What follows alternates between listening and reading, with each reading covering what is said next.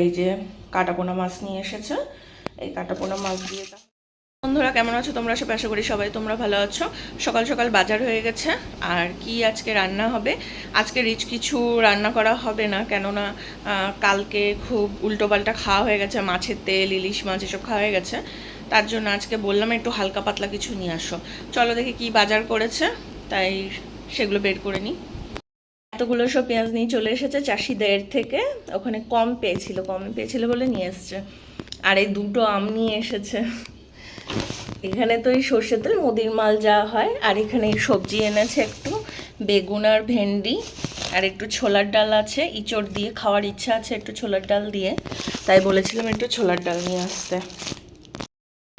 বন্ধুরা আজকে একটা কাকা এসেছিল আমাদের বাড়িতে, আর ওটা আমাদের খুড়তুতো কাকা সম্পর্কের হয়, আমার শ্বশুর বাড়ির। তো সেই কাকা এসে আমাদেরকে কালকে 3টে ইঁচড় দিয়ে গেছে। আর কাকাদের বাড়িতে তেজপাতা গাছ আছে, তো তেজপাতা গাছের দিয়ে কয়েকটা দিয়ে গেছে আমাদের তেজপাতা। তো চলো দেখাই তোমাদের। এই ইঁচড় 3টে আমাদেরকে দিয়ে গেছে কাকা এসে কালকে।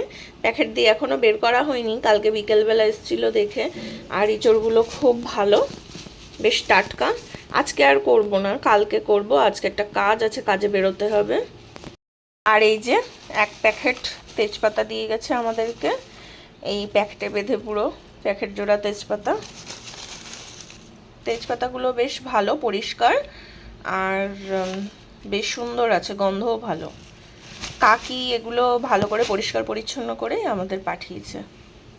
ঝোল করব মাছের বললাম, ওই জন্য অল্প করে মাছ আনতে।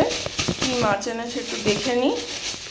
কালকে তো ইলিশ মাছ সর্ষে টর্ষে দিয়ে খাওয়া হয়েছে, এখন পেটটা পুরো ভার হয়ে রয়েছে সবারই, তাই বললাম যে এক গাদা মাছ নিয়ে এসে বা নিয়ে এসে কোনো দরকার নেই, হালকা পাতলা কিছু নিয়ে আয়। ও এই যে কাটাপোনা মাছ নিয়ে এসেছে, এই কাটাপোনা মাছ দিয়ে তাহলে একটু পাতলা ঝোল করি। সকালবেলা এখন খাওয়া হবে ডাল দিয়ে, ঘন ঘন ডাল, আর এই যে রুটি। যে কাকা ইঁচড় দিয়ে গেছিল সেই ইঁচড় কাটা হয়েছে, ছোট একটা কাটা হয়েছে, আর অন্যদিন আবার খাওয়া হবে। তা আজকে আমি ভাবছি একটু ছোলার ডাল দিয়ে করবো। এই যে ছোলার ডাল ভিজিয়ে রেখেছিলাম, এবার একটু সিদ্ধ করতে হবে, আর ইঁচড়টা একটু সিদ্ধ করে নেব। পাতলা করে কাটাপোনা মাছের ঝোল হয়ে গেল, এখন রান্না করে নিলাম। আর এদিকে বসিয়ে দিয়েছি ছোলার ডাল দিয়ে ইঁচড় দিয়ে, এই যে রান্না হচ্ছে, প্রায় হয়ে এসেছে শুকনো শুকনো, আর একটুখানি শুকোবে এটা ভালো রকমভাবে।